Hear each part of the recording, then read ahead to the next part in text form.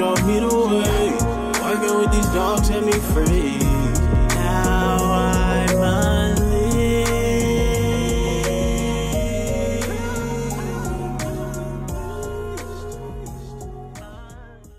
I got here this morning and I'm cleaning up and I'm rushing, trying to get things done, and I was just thinking about all the things that I'm thankful for, and I just think about how many times I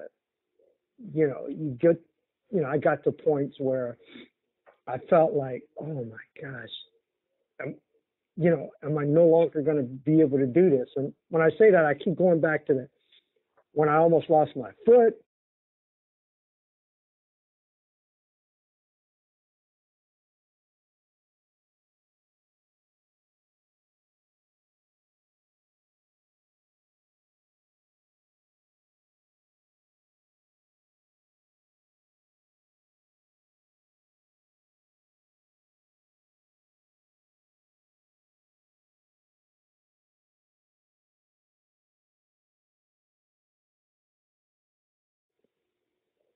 When I had those 2 shoulder surgeries that I didn't think I was going to be able to, I didn't know if I was going to be able to come back from it because the doctor had put in my mind about my foot.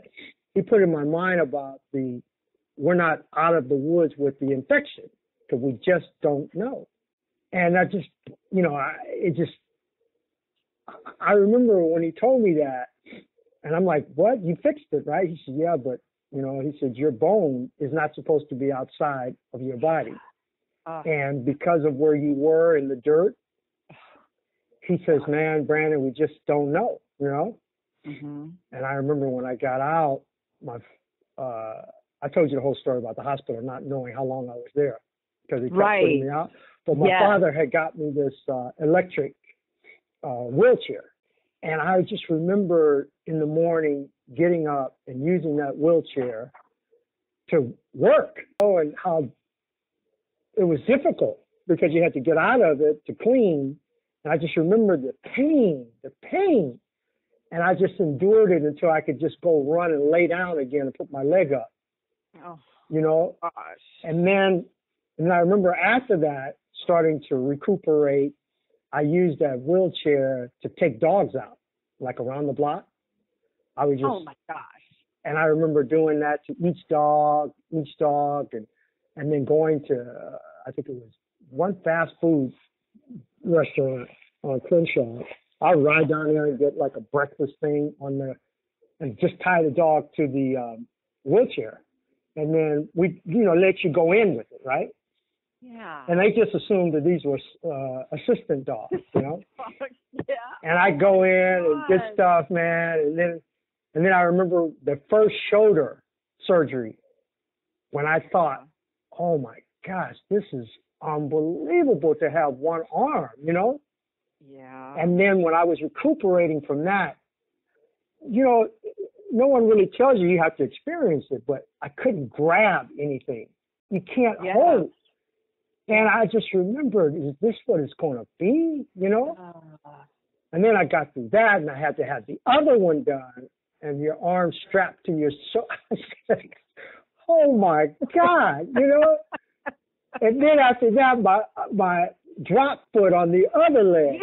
I was like, oh, my God. The doctors didn't know what it was. They were like, we have no idea what's going on. And I just thought, I said, did I have a stroke? Because it happened when I woke up that morning.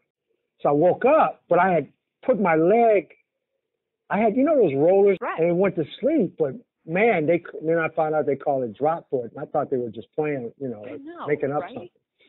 Remember how that felt when I was walking, and I think about all the people that I used to see that had strokes. Mm-hmm. That were walking down the street with canes and stuff. And you see it and you're like, okay. But then to be that. Yeah. And then to come from that, when they gave me that foot brace and I was able to walk right, I said, oh my gosh, to be able to experience not having an arm, to be able to experience not having legs and come back from that, and here I am now. And I was out there working hard this morning, you know, trying to hurry and get everything done. Mm-hmm. And I was just thinking about, oh man, how sad would you be not to be able to work this hard? I just love it, you know, where, you know, I love the journey, the work, because I've seen the other side of it, of not being able to do it. And it's a lot worse not being able to have to work hard, you know? So that when you work hard, man, you're like, oh man, this is so cool just to be able to do it. And I'm still here, and it's 2019, and everything is about to happen. My story is like, it's about to happen.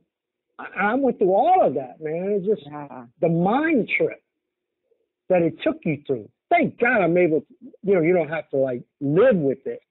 Mm-hmm. But I went through it mentally. And like they say, the mind doesn't know the difference between what's real and what you remember. It's the same. I get that, you know? Mm-hmm.